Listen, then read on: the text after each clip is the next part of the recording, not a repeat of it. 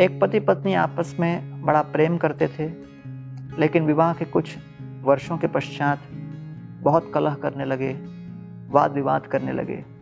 हर बात पर बाताबाती होती थी। घर का माहौल बिल्कुल बिगड़ गया था। उनके शादी की सालगिरह थी। पत्नी सोच रही थी, देखते हैं उनको याद है कि नहीं, कभी कुछ याद तो रहता नहीं, और याद नहीं रहेगा तो मजा चखाऊंगी जब आएंगे तो संध्याकालीन घर की घंटी बजी, द्वार खोला। पति अपने हाथ में फूलों का गुलदस्ता लेके आए थे। बोले, सालगिरह मुबारक हो।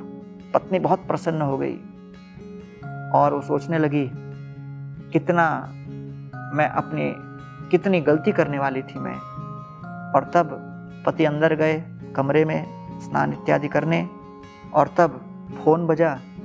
और उसने जब फोन उठाया तो उस तरफ से आवाज़ थी, हम पुलिस बोल रहे हैं, ये मिस्टर मोहन का घर है क्या? बोली, हाँ। आप उनकी पत्नी लगती हो? बोले, हाँ। आपको बता दें, बड़ी खेद की खबर है कि आपके पति का देहांत हो गया ट्रेन के एक्सीडेंट में, और उनके ऊपर से ट्रेन चला गया और हमें उनका ये बटुआ मिला। बटुआ में आपका नंबर था, इसलिए हमने आपको फ़ोन किया। पत्नी ने कहा, संभव नहीं, मैंने तो उन्हें अपने घर पर स्वागत किया है। तो पुलिस वाले ने कहा, हाँ, हम समझ सकते हैं, सदमा में कभी कभी लोग ऐसा संकल्पना करने लगते हैं, भ्रम हो जाता है। तो महिला को विश्वास नहीं हुआ, भागी भागी गई कमरे के अंदर, देखा पति नहीं थे। और तब वो धरती पर अपना सर लगाकर पश्चाताप करते हुए रोती बिलखने लगी और कहने लगी, हे प्रभु, मुझे एक और अवसर दो, एक और अवसर दोगे तो मैं अवश्य अपने आप को सुधार लूंगी।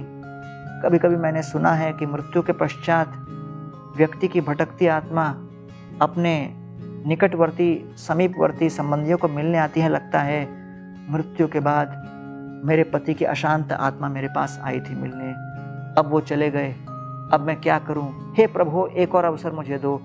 अचानक बाथरूम का दरवाजा खुला और पति बाहर आए और बाहर आकर कहने लगे, हाँ, वास्तव में एक और बात मैं बताना भूल गया कि आज भले अपनी सालगिरह थी, लेकिन दुर्भाग्यवश ट्रेन में सफर करते समय किसी पिकपॉकेट ने मेरा बटुआ चुरा लिया।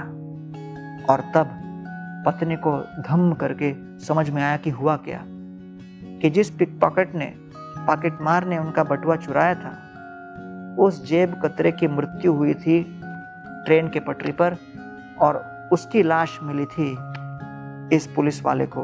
और उसके पास ये बटुआ जब मिला, तब बटुए से फोन नंबर ढूंढकर उन्होंने फोन किया। लेकिन उन्होंने संकल्प कर लिया कि आज के बाद अपने व्यवहार को हमेशा के लिए हम सुधारेंगे। अति परिचयात अवज्ञा सतत गमनात अनादरो भवति, मलये भिल्ल पुरंदरी चंदनम कुरु काष्ठ ईंधनम कुरुते।